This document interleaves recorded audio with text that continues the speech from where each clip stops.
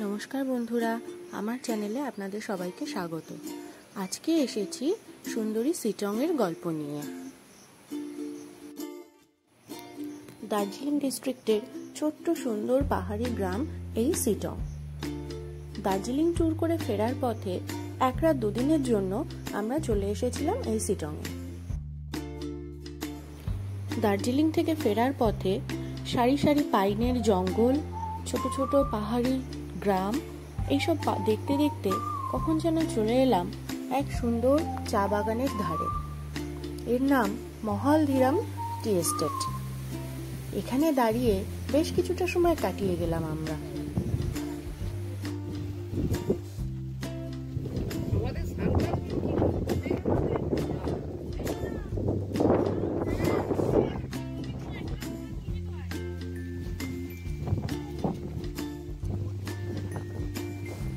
এখানকার পরিবেশ আমাদের এতই মুগ্ধ করেছিল যে আমাদের যে এগিয়ে যেতে হবে সে কথা আমরা ভুলেই গেছিলাম।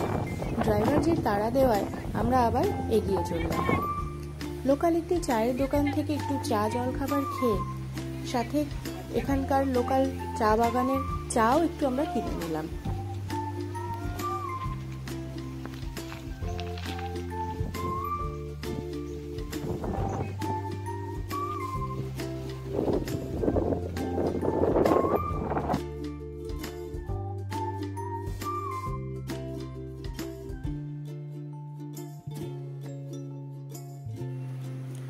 পথের ধারে যে কত নাম না জানা ফুল পাহাড়ের গায়ে ফুটে থাকে তার কোনো ইয়ত্তা নেই। এরপর আমাদের গাড়ি ছুটে চলল নামথিং পোখরির দিকে। নাম পোখরি হলেও এপ্রিল মাসে তা ছিল একেবারে জলশূন্য খেলার মাঠের মতো। এইভাবে আমরা একসময় এসে পড়লাম অহলদারা ভিউ পয়েন্টে। এটি হলো সিটং এর সবচেয়ে সুন্দর জায়গা। এই অহলদারা নিয়ে একটা ভিডিও কিন্তু আমার চ্যানেলে আছে, আপনারা দেখে নিতেই পারেন। ভিউ পয়েন্টের অদূরেই আমাদের আজকের আস্তানা পারাস হোমস্টে।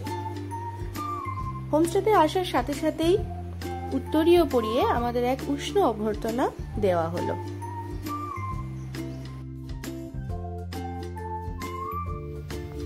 পারাস হোমস্টে, সিটং।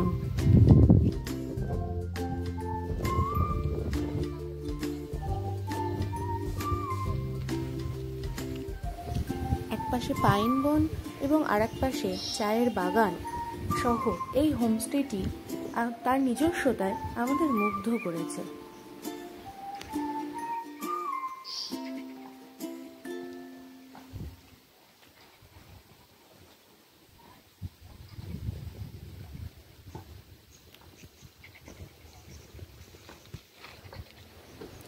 ঠিক এখান থেকেই কাঞ্চনজঙ্ঘা দেখতে পাওয়া যায়। যদিও মেঘের কারণে আমরা তা দেখতে পাইনি, তবুও এই মেঘ যেন এই সৌন্দর্যকে এক অন্য রূপ দিয়েছিল।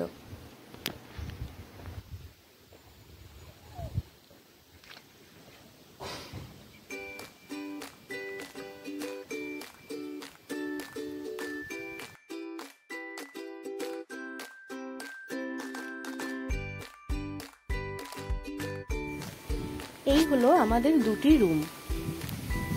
এখানকার আতিথেয়তা আমাদের মুগ্ধ করেছে।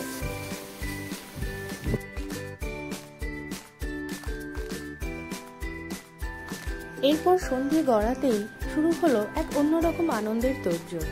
পাহাড়ি হোমস্টেতে থাকবো আর ক্যাম্প ফায়ার হবে না তাই কখনো হয়?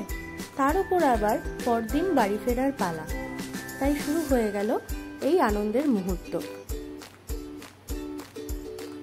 পোড়া চিকেনের গন্ধ আর এই আগুনের তাপ সাথে চাঁদের আলো এই আনন্দকে যেন অনেকটা বাড়িয়ে দিয়েছিল।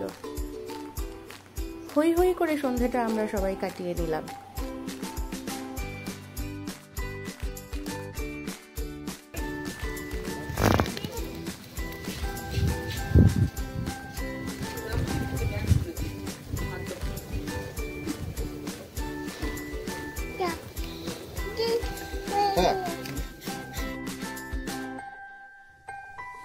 পরদিন সকালে উঠে এক রাশ মুগ্ধতা আর একটু মন খারাপ নিয়ে পাহাড়কে বিদায় জানানোর পালা।